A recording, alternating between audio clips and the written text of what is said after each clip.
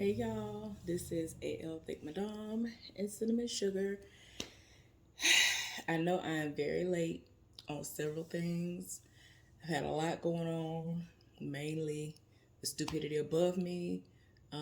If you watch my What a Day post, you will know that I have noisy neighbors above me who have started acting as if they've lost their minds in recent weeks, and nothing can drown them out.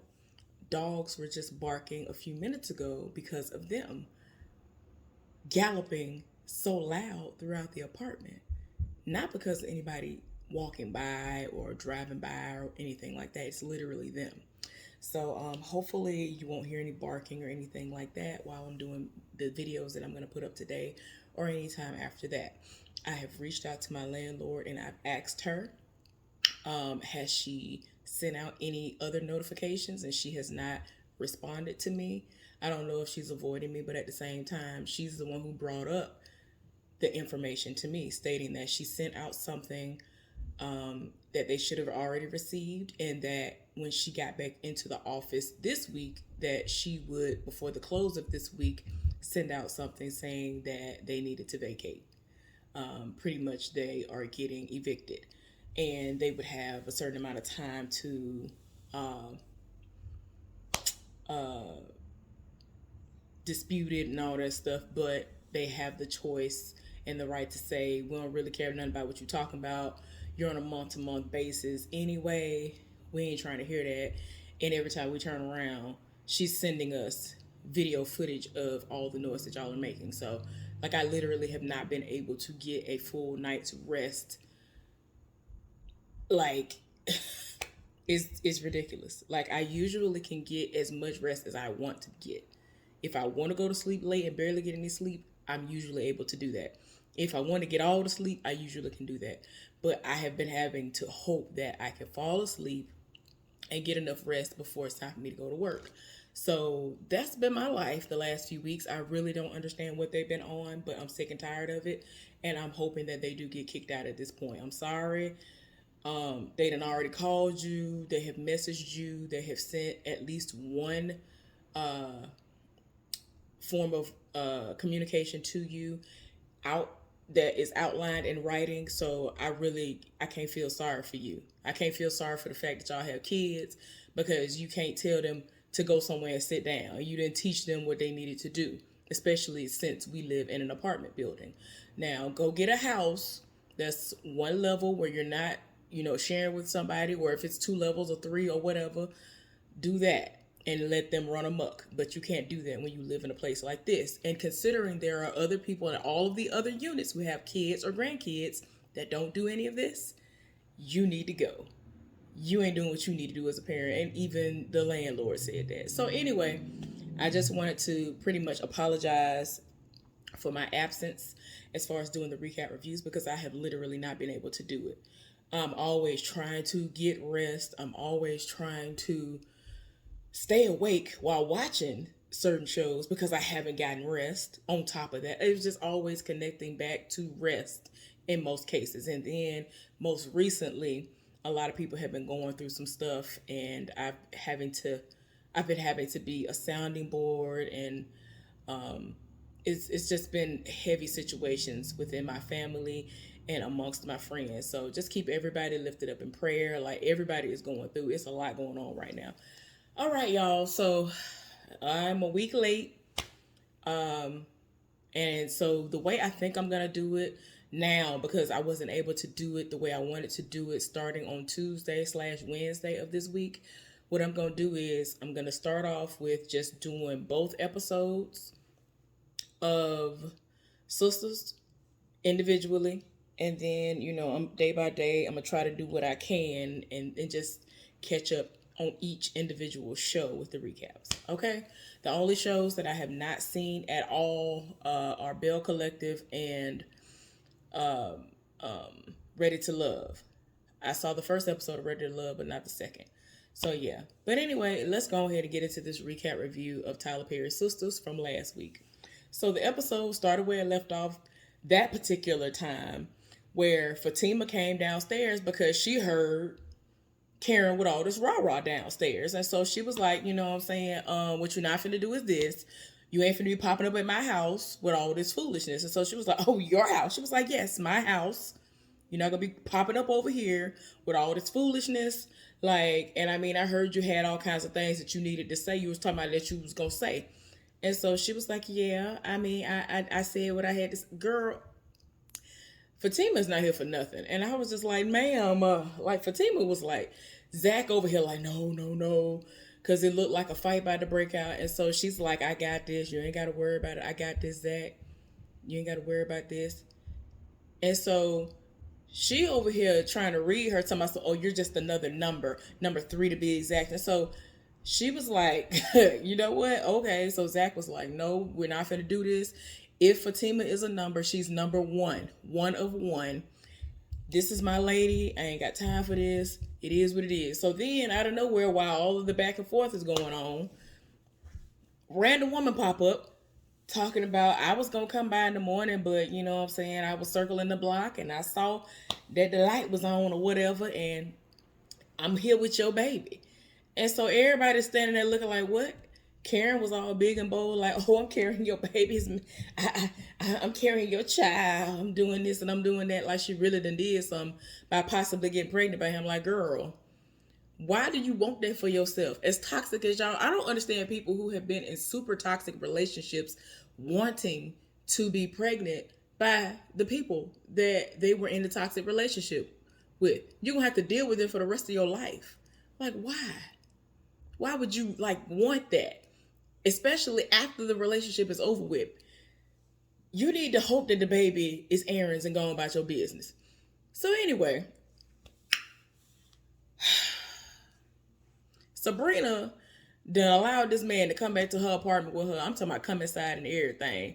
And so you could tell she's still shaking up and in her feelings about him living for Danny. To my, oh, your friend is just so fine. Your friend is so beautiful. Oh my gosh, oh my gosh. And he is like, you know what? I could tell that you're upset. I'm sorry again. Like, you don't understand. She looks exactly like the women back home and all this other stuff. Like, she's very, very beautiful. And she was like, and like I said before, I can give you her number and all of that. And so he's trying to figure out, you know, what it's hidden for. And she was like, yeah, I think I'm getting tired. I think it's time for me to go home or whatever. And so he gonna try to leave out and get a kiss. And when she opened the door, Danny's standing there. And so his mood and brighten up again. I'm like, girl, be done. I can't.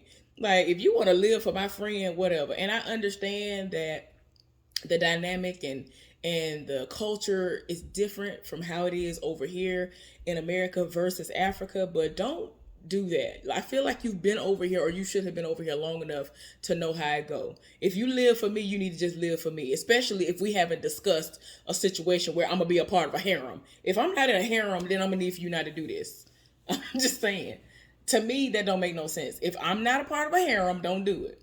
So anyway, he went on ahead and left out or whatever. And so she starts to explain to Danny that he living for her and he just talking about her the entire time and she just don't understand. And so she's living, and now she's talking about she don't know how she feel about him no more. And I'm like, girl, I really can't. I really can't. And so she trying to figure out like what's really all going on with that situation. So she feels some type of way because it's like she, you know, she really liked it. She really liked him.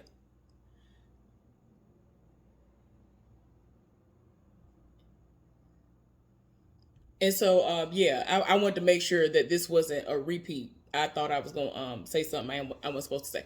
So she ended up, you know, kind of halfway telling her that Logan, you know, the FBI agent, said some stuff or whatever. And it's like, why didn't you tell her you need to get a lawyer? Some is up. He told me that you need to lawyer up, but don't go to nobody saying nothing. Like, do what you need to do. It's something surrounding that bank robbery situation. I don't know what it is. He never gave me the specifics, but you need to cover yourself because it seemed like a situation that's going to blow back on you in some way, even though I know you and you wouldn't do such a thing. But he seems to think that with his investigation, something else is going to come out in the wash. Like, what is going on here? So then we end up seeing Karen. She done rolled up at Andy's house and she in her feelings and she talking about, oh, I'm stupid.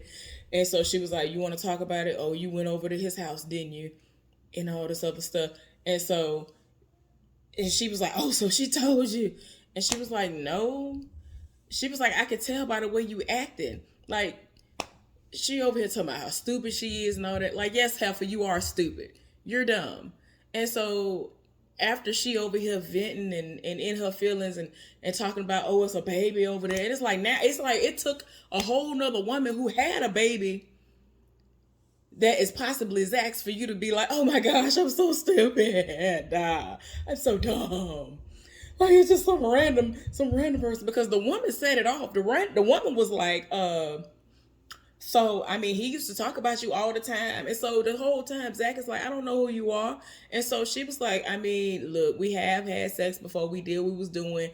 He was drunk, and I was at the strip club, and some things happened. I had to do what I had to do to make ends meet, but what I'm saying, he used to talk about you all the time, and so some people think that's supposed to make somebody feel better, but it's like, oh no, that's really supposed to make me feel better. He over here screwing you and in drunk in his feelings because this might have been the millionth time that she didn't kick them out the house or whatever, a toxic relationship that shouldn't have been.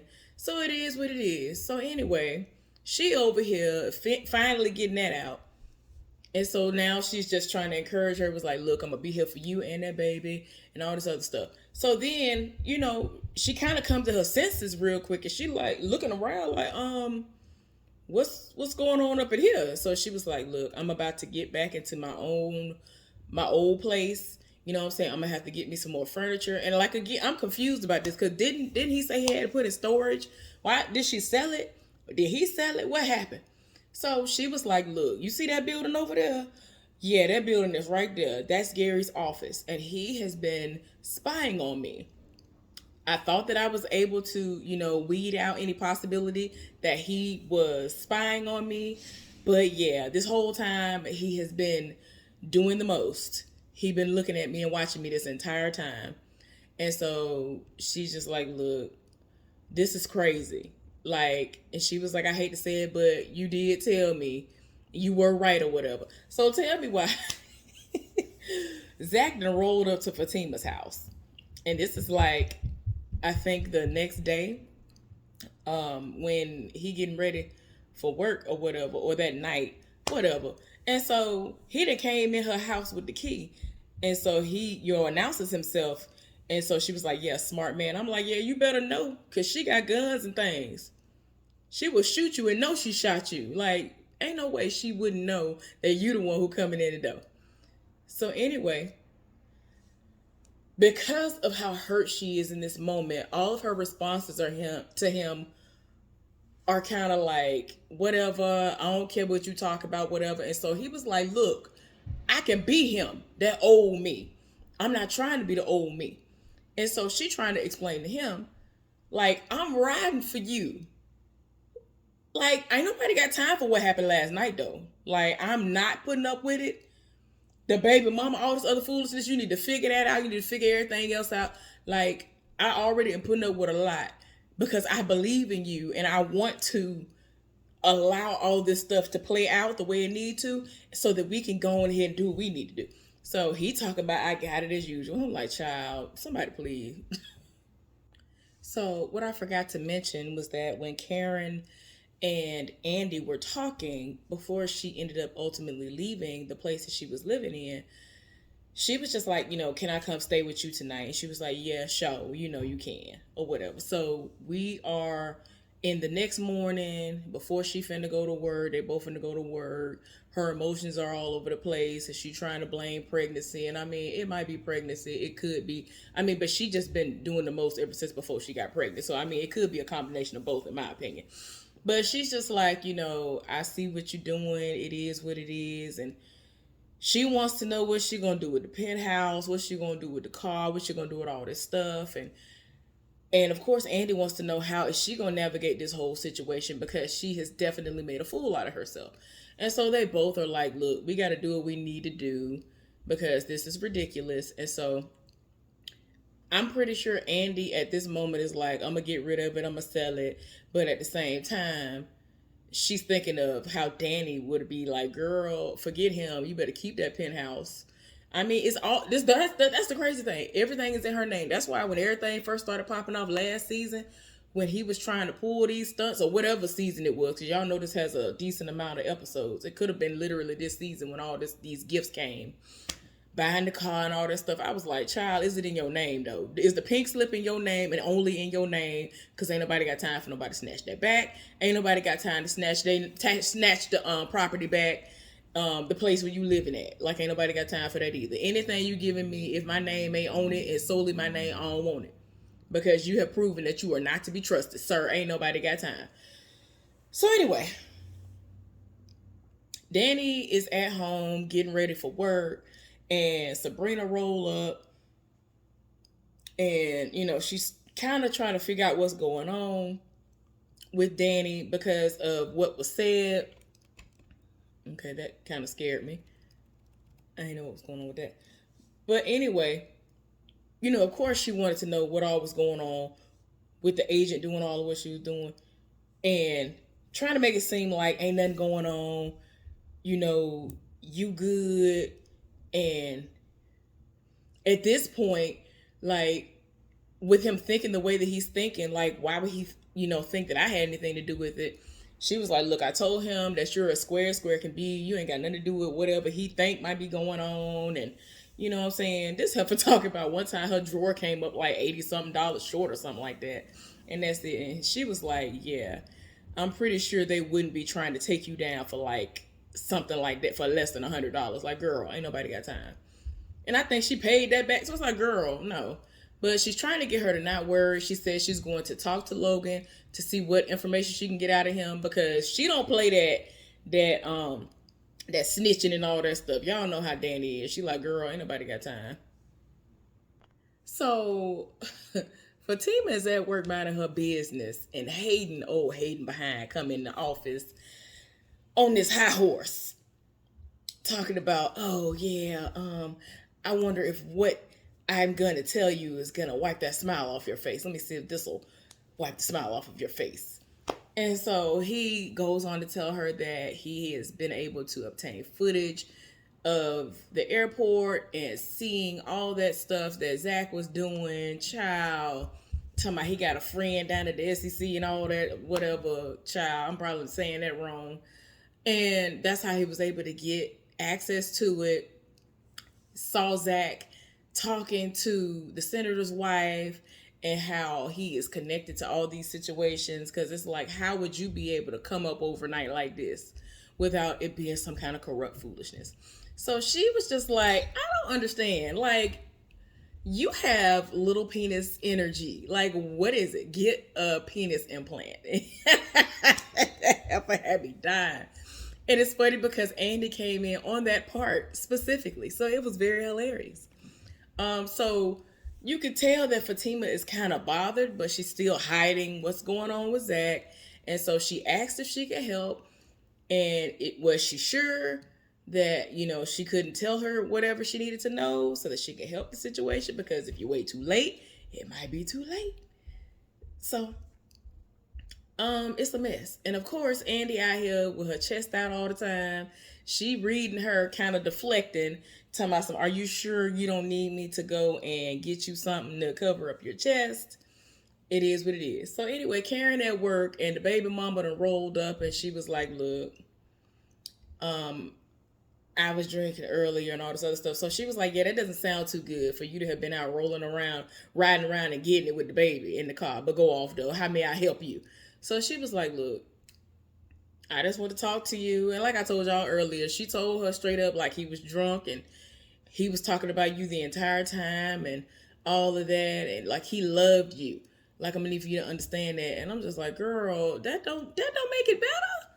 You had a whole baby with him, girl. So of course Pam wants to know who the woman is, because the woman's setting it off, and they get into it like they normally do, child. It's a mess.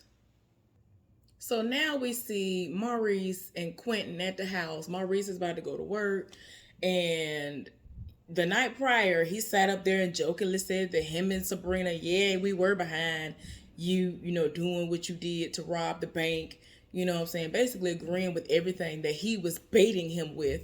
And I'm just like, I really hope that Logan is not going to be stupid enough to sit up here and listen to the wiretap and say, "Oh, okay, yeah, he definitely confessed. He really did sit up here and say, yes, I conspired to do these things, and how dare you get caught or whatever." Like, it's like at this point, y'all really were just grasping at straws. If you sat up here and just wholeheartedly believed that what he said really equated it actually happening. Like, y'all are in Atlanta, Georgia, of all places. Y'all know the speak. You know the speech. You know the lingo. You know how things are worded in a way. So it's like, why would you sit up there and try to act like you don't know what it's hitting for? Oh, okay. Anyway, they really gonna sit up here and try to play that role like he really sat up there and admitted to robbing a bank. It's like, why? So he gonna sit up there, Quentin, he gonna sit up there and call Logan and tell him, yeah, he confessed last night and all this other stuff. So he leaning up at his desk, all excited, and like, okay, well, you need to get in here as soon as possible and all that. Child, I'm just like, we really gonna sit up here and do this? Oh, okay, like.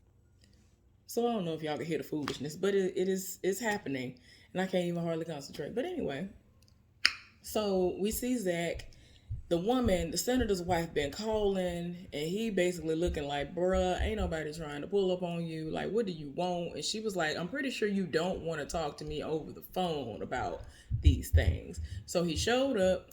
This heifer is like, look, my friend at the SEC has been asking all these questions about you and all of this. And so, of course it's about the stock. And so she was like, the only way I'm going to keep quiet is if you have sex with me. And so he like, bruh, what we not finna do is that. I am not here for it. Like, no. Like, because at first he thought it was going to be about money. She was like, it's not about money. You need to have sex with me. If you have sex with me, I won't say anything. And I'm just like, I'm grossed out. Why is this happening? But anyway, that was the episode. Thank y'all for tuning in. I will be back with this week's episode of Tyler Perry's Sistas. Thank y'all so much for your support. Bye.